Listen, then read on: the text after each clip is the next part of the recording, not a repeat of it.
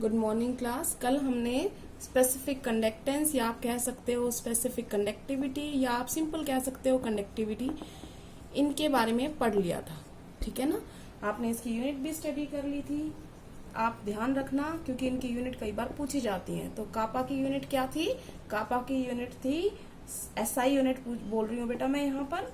SI unit जो थी वो इसकी थी साइमन पर मीटर। ठीक है, आप आराम से निकाल सकते हो आप इसको। तो अब आते हैं हम कि सेकंड टाइप की जो है, फर्स्ट टाइप हमने कर ली कंडक्टिविटी, स्पेसिफिक कंडक्टेंस या कंडक्टिविटी। अब सेकंड टाइप है इक्विवेलेंट कंडक्टिविटी।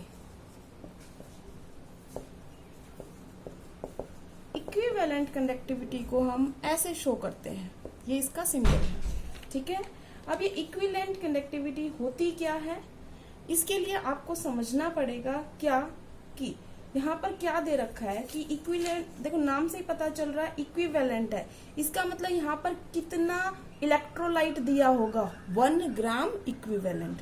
ठीक है ना, यहाँ पे इलेक्ट्रोलाइट फिक्स कर दिया है कि इतना ग्राम इक्विवेलेंट होगा।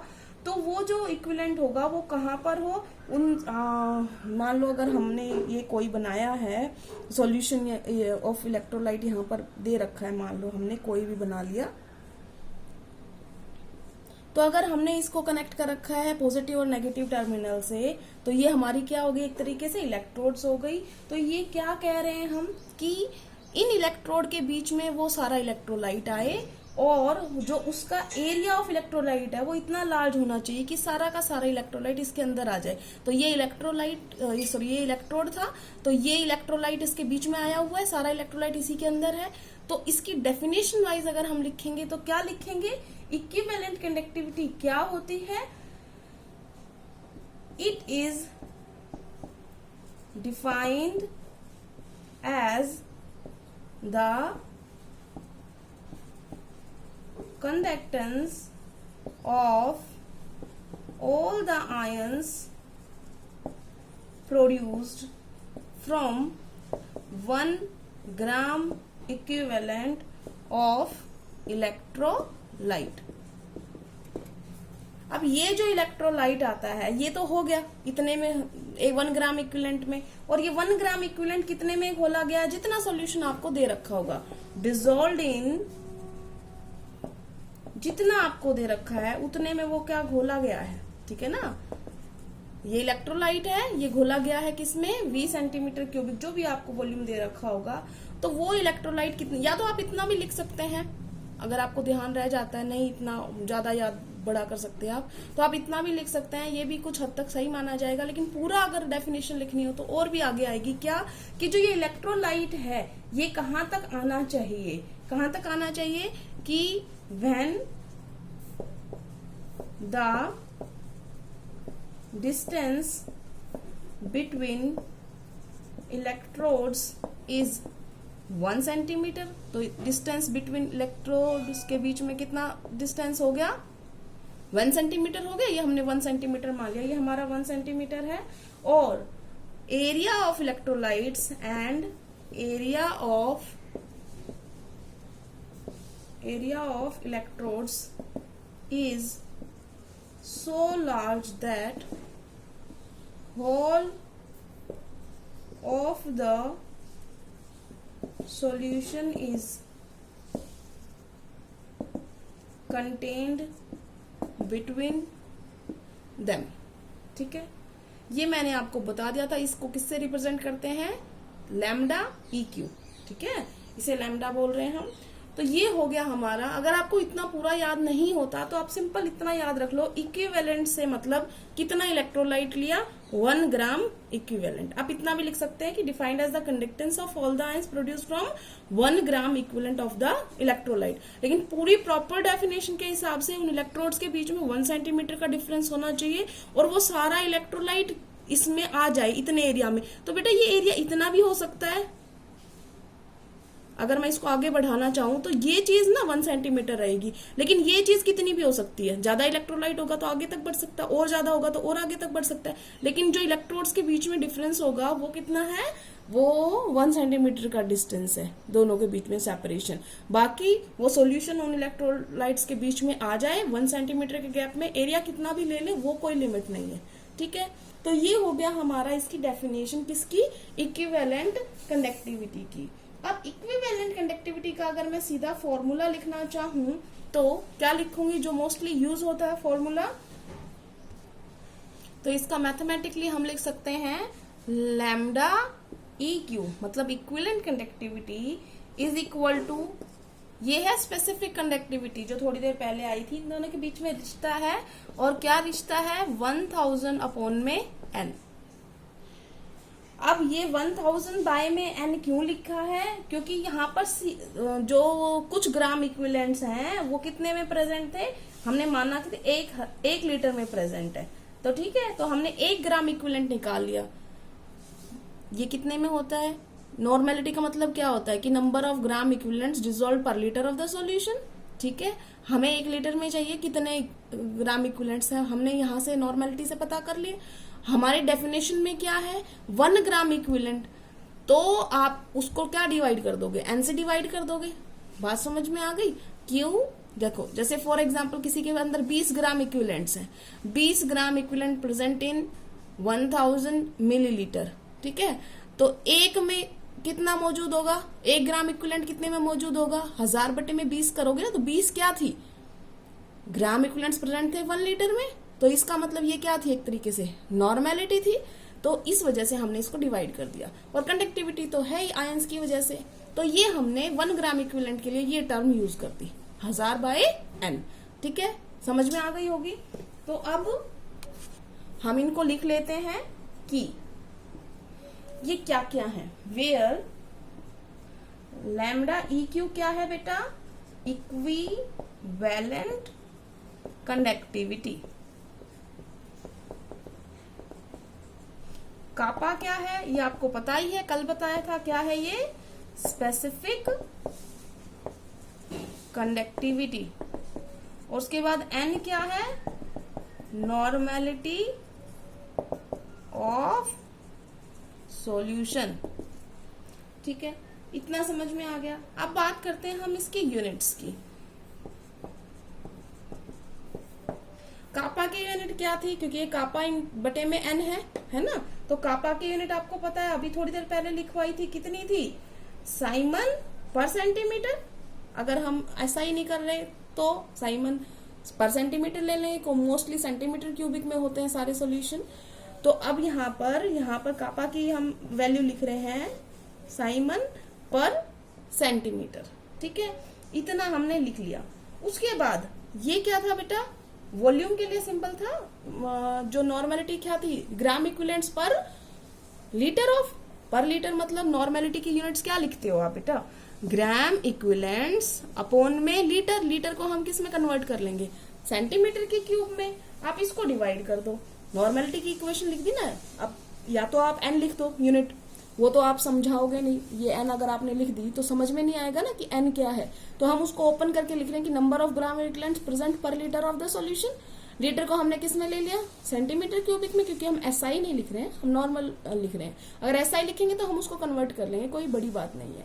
तो इसकी नॉर्मेलिटी की यूनिट क्या आई, ग्राम इक्विवेलेंट्स पर सेंटीमीटर क्यूबिक। इसको हम इसमें पुट करेंगे तो क्या आ जाएगी, यहाँ पर है ग्राम इक्विवेलेंट्स और नीचे क्या था, सेंटीमीटर क्यूबिक।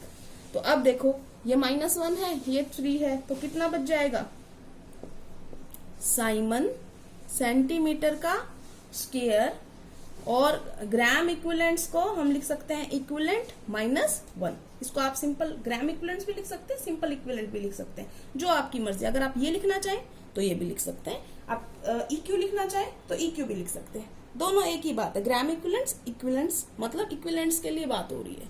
तो आपको इसकी यूनिट भी समझ में आ गई होगी। अगर कोई आपसे पूछता है SI यूनिट, इसकी अगर कोई आपसे क्या पूछता है, SI यूनिट, ये तो हमने CGS सिस्टम में निकाली है ना, SI यूनिट है तो आपने कुछ नहीं करना, तो ये तो रहेगा ही साइमन। सेंटीमीटर की स्क्वायर पे क्या आ जाएगा, मीटर का स्क्वायर। और यहाँ पे क्या आ जाएगा, ग्राम इक्विवेलेंट्स तो या किलोग्राम इक्विवेलेंट्स, इसीलिए मैं कह रही थी आप इसको सिंपल क्या लिख लो, इक्विवेलेंट लिख लो, हमारा दिक्कत ही नहीं रहेगी कि ग्राम लिखना है कि किलोग्राम लिखना है। तो ये हमारी एसआई यूनिट हो जाएगी।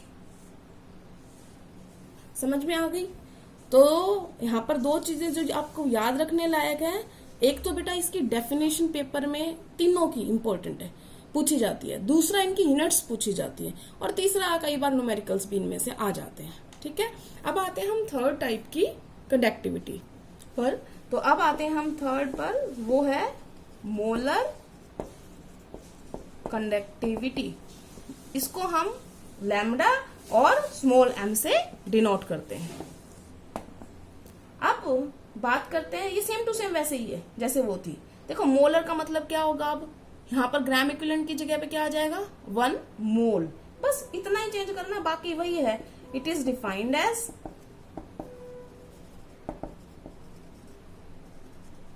The conductance of all the ions produced from molar का मतलब 1 mole of electrolyte dissolved in V centimeter cubic of solution when, बाकी सब कुछ सेम है, इसका भी और उसका भी, when the electrodes are 1 centimeter apart and area of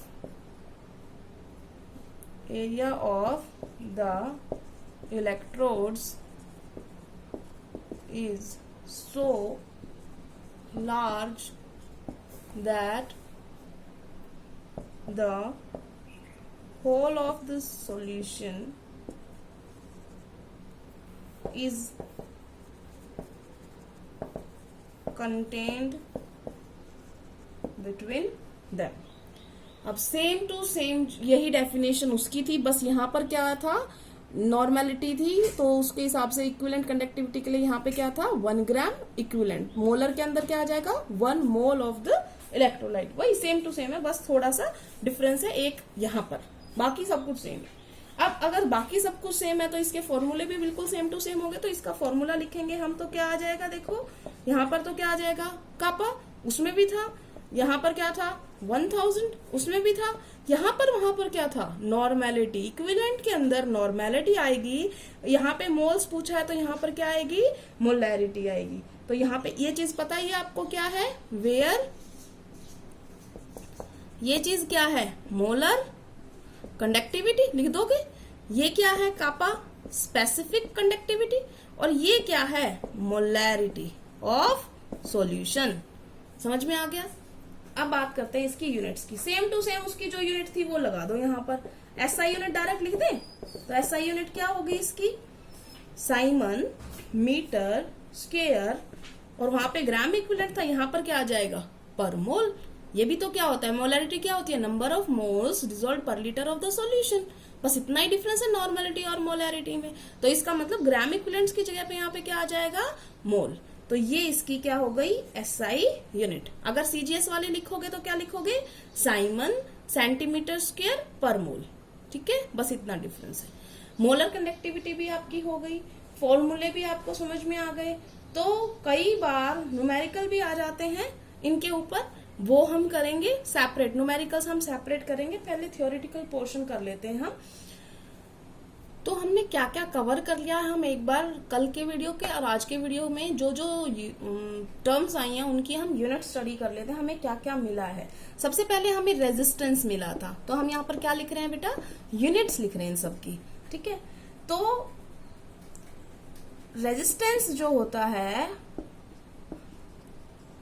अगर हम यहाँ पर लिखें, हमें सिर्फ एसआई यूनिट ही लिखनी है, तो रेजिस्टेंस की एसआई यूनिट क्या होती है, रेजिस्टेंस की एसआई यूनिट होती है ओम, और उसको डिनोट करते हैं हम इससे। ठीक है, उसके बाद आया था कंडक्टेंस। कंडक्टेंस जो था वो रेजिस्टेंस का एग्जैक्टली अपोजिट होता है, तो इसकी क्या थी, साइमन। तो साइमन को हम किससे डिनोट करते हैं, कैपिटल एस से, तीसरी जो चीज आई थी वो थी हमारी स्पेसिफिक कंडक्टिविटी, या आप उसको बोल देते हैं कंडक्टेंस, जिसको हमने कापा से डिनोट किया था। इसको हमने रेजिस्टेंस को हम आर से डिनोट करते हैं, कंडक्टेंस को हम जी से करते हैं, इसको हम क्या किससे करते हैं, कापा से डिनोट करते हैं। तो इसकी यूनिट क्या आई थी हमारे पास, साइमन मीटर इनवर्स। ठीक है, अब इसकी बात करते हैं हम। अगली हमारे पास जो आज हमने स्टडी की है वो क्या है, इक्विवेलेंट कंडक्टिविटी, जिसको हम लिखते हैं लैम्डा EQ, और वो क्या आई है हमारे पास, siemens metre square gram equivalent inverse. ठीक है, उसके बाद हमारे पास और क्या आया था, मोलर कंडक्टिविटी आज हमने स्टडी की है। तो मोलर कंडक्टिविटी किससे डिनोट करते हैं हम, लैम्डा स्मॉल m, और यहाँ पर सेम टू सेम हो जाएगा, बस यहाँ पे ग्राम इक्विवेलेंट आया, यहाँ पर क्या आ जाएगा, मोल इनवर्स। एक और चीज आई थी अगर आपको ध्यान हो, सेल कांस्टेंट। सेल कांस्टेंट जो होता है हम G एस्टेरिक से डिनोट करते हैं, और ये क्या था, L बाय में A। तो L की यूनिट क्या होती है, मीटर, एरिया की क्या होती है, मीटर का स्क्वायर, तो इसकी क्या यूनिट हो जाएगी, मीटर इनवर्स। तो जितनी भी टर्म्स आई थी हमने उनकी कर ली है यूनिट्स। SI मोस्टली कई बार पूछी जाती है, तो इन तीनों की पूछी जाती है, तो आप इनकी यूनिट्स अच्छी तरीके से ध्यान रखें। और कल हम न्यूमेरिकल्स का पूरा जो लेक्चर होगा हमारा न्यूमेरिकल से रिलेटेड होगा, इनसे जो रिलेटेड है। ठीक है, थैंक यू क्लास।